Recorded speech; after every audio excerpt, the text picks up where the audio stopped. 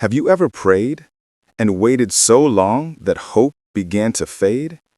Have you ever believed in something that seemed impossible?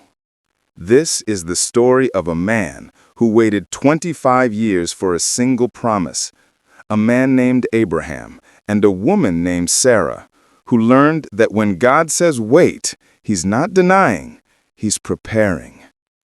One quiet night, Abraham stood beneath a sky full of stars. The desert wind whispered through the tents, and God spoke, "Look toward the heavens, Abraham. Count the stars if you can. So shall your descendants be." At 75 years old, Abraham believed God. He told Sarah, "The Lord has promised us a son." "A son? At our age?" she asked, smiling gently. But deep in her heart, she wanted to believe too. And so they waited. Days turned into months, months into years. The tents moved from one land to another, but still no child. Neighbors whispered, servants pitied them, and sometimes even Abraham's faith trembled. "Lord, you promised me a son. Will my servant be my heir instead?" "No, Abraham, your very own son will be your heir." But heaven seemed silent again. One day, Sarah sighed deeply and said, "Maybe God wants us to help him fulfill the promise. Take my servant Hagar, have a child with her." Abraham hesitated, but he agreed. Soon, Hagar bore a son, Ishmael.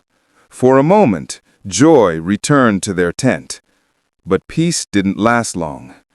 Jealousy grew, tension filled the home, and even Abraham began to realize when we rush God's plan, we invite unnecessary pain. Years passed. Abraham was 99. Sarah was 90.